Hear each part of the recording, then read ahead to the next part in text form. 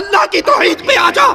ان مردوں کو غوث آدم نہ سمجھ جو اپنے کپڑے نہ اتار سکے، جو اپنا طہارت نہ کر سکے، جو اپنا غسل نہ کر سکے، جو بیوی روتی کو چپ نہ کرا سکے، جو روتے بچوں کو چپ نہ کروا سکے، ارے جو خود چل کر قبرستان نہ جا سکے، جو قبر کی مٹی میں اتر نہ سکے، جو اپنی قبر پہ مٹی ڈال نہ سکے، اتنے مجبور تھے کہ لوگوں کے کندھوں کے سوار ہو کر گئے تھے. وہ قبر میں داخل ہونے کے بعد سب سے بڑے مددگار کیسے بن گئے؟ غوث آدم کا معنی کیا ہے؟ سب سے بڑا مددگار.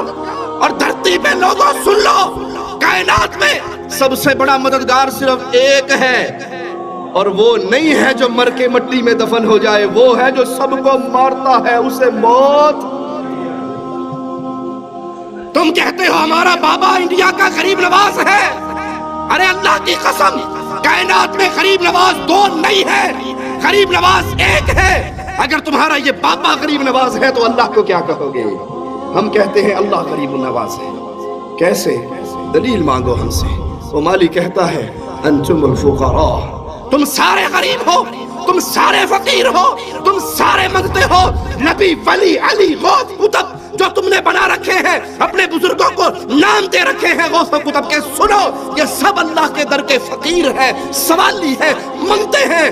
غوث آدم غریب النواز، بندہ نواز، بندہ پرور، داتا اپنے عرش پہ ہے، وہ دھرتی میں دفن نہیں ہوا. تم کہتے ہو ہمارے بابا جی چھڑا لیں گے، اور یہاں محمد کریم صلی اللہ علیہ وسلم لخت جگر فاطمہ سے کہتے ہیں بنتی فاطمہ، بیٹی عمل کرنا، لا اغنی عنکی من اللہ شیئا. فاطمہ اگر رب نے پکڑ لیا تو محمد کی لخت جگر ہونے کی وجہ سے چھٹکارا نہ ہوگا. عمل کرنا، اگر اللہ نے پکڑ لیا میں تیرا بابا تجھے چھڑا نہ سکوں گا. یہ وہ راستہ ہے شرک کا جس پہ چل کے آج لوگوں نے گارنٹی دے دی لوگوں کو کہ جاؤ ہماری جماعتوں میں آ جاؤ، ہمارے سلسلوں میں آ جاؤ، ہماری پیری فقیری پہ آ جاؤ، ہمارا دم بھرتے رہو، نذرانے سالانے چندے ہمیں دیتے رہو، جو مرضی کرتے رہو، ہمارے پیر صاحب نے تمہیں بخشوا لینا ہے. تمہارے سارے پیر اکٹھے ہو جائیں تو محمد کے ایک صحابی کے برابر ہو سکتے صلی اللہ علیہ وسلم. تم تو کہتے ہو یہ جنت میں لے جائیں گے، یہ خود جنت میں جائیں گے یا نہیں جائیں گے اس کی ان کے پاس کوئی گارنٹی. یہ جنت میں جائیں گے یا نہیں؟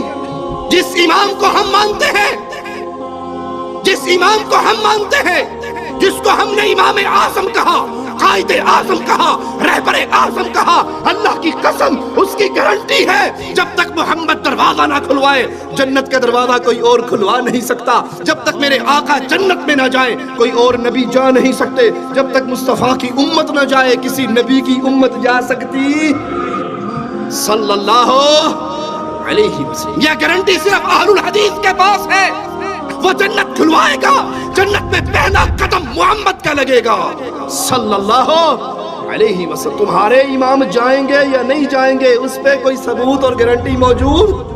میں نے کہا تھا تمہارے سارے پیر مل کے میرے نبی کے کسی صحابی کے قدموں کے برابر نہیں ہو سکتے. اور میں تمہیں سناتا ہوں، جہاد کا میدان ہے، تیر لگتا ہے، نیزہ لگتا ہے، نوجوان تڑپ کے شہید ہو جاتا ہے.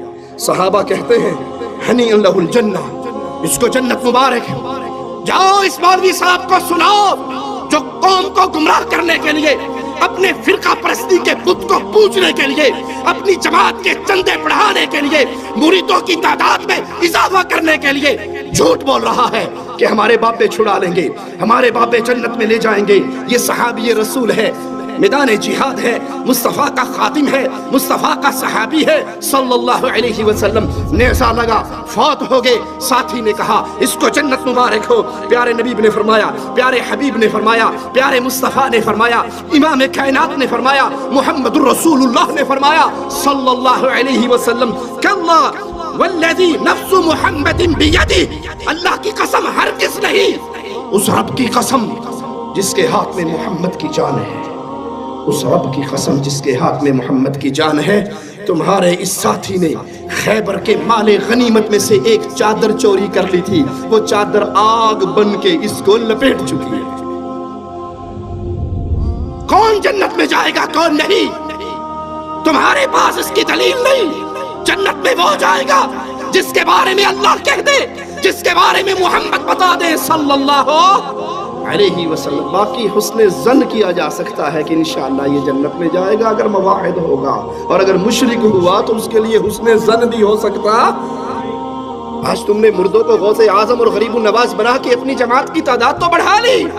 جو مرضی کرو، ہمارے نذرانے دیتے رہو.